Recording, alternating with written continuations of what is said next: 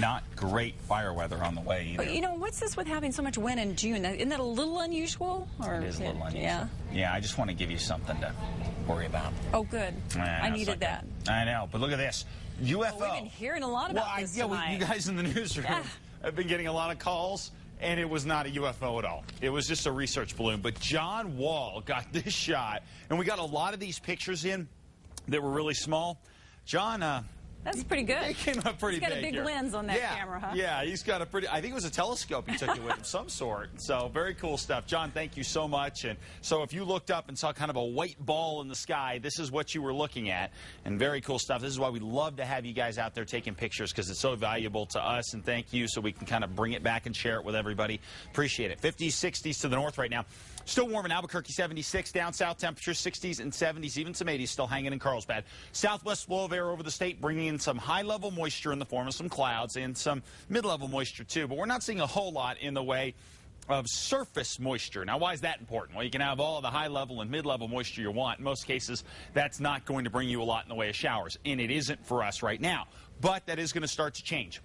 What we're going to get is a low-pressure system to our west that's going to come in a couple of different pieces here over the next few days. So the clouds that we've seen will be enhanced a little bit in central and western sections, and eventually will lead to showers for us. Some across the area for tomorrow, but a better chance coming up for Wednesday across the western half of New Mexico. The east, you guys are probably going to have to wait till Thursday to get a chance at a shower or two, thanks to a cold front. So you're going to be okay for the next couple of days across the east. Now, one thing we may have to deal with before we get a lot of rain across the area could well be very, very gusty winds. What happens is, and what could well happen for us over the next day or so, when you get that moisture higher up, as it falls down through the clouds and close to the surface, it can evaporate before it hits the ground, and that makes for cold, heavy air. So when it hits the ground, it comes firing off and can form some microbursts here where we could see winds up to maybe 50 miles an hour in some spots here. So we are going to have to watch that. No question about it. Going to need to be careful out there. But for the most part here, what we're going to get is some gusty winds over the next day or two,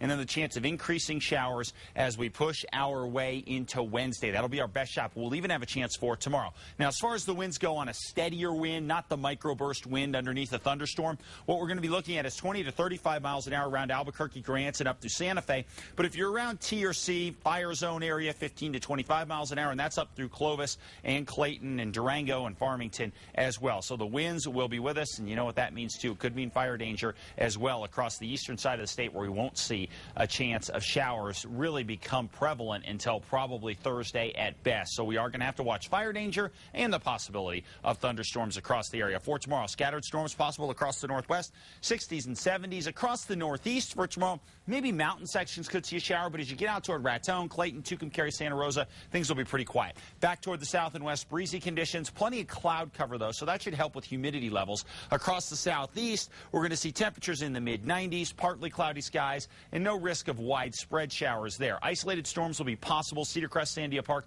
and gusty winds around the Estancia Valley for tomorrow with some increasing clouds. And Albuquerque looking at the chance of an isolated shower with increasing clouds tomorrow, and a little better chance of showers into Wednesday. Still below average, though, temperature-wise, and we're going to stay in the 70s next couple of days in Santa Fe with a spot storm or two possible for us. And same deal here in Albuquerque. We'll ramp it up to an isolated shower tomorrow, and maybe scattered. A little better chance when we say scattered. By the way, scattered versus isolated, better shot when we say scattered than when we say isolated. On the scale, it goes up from there. Yeah, because if you're talking isolated, it's like one guy, and scattered is like 4 or 5 guys in the area. Okay. Yeah, so we'll have that chance coming up for Wednesday. Thanks, Mark. And Adam will be right back with sports.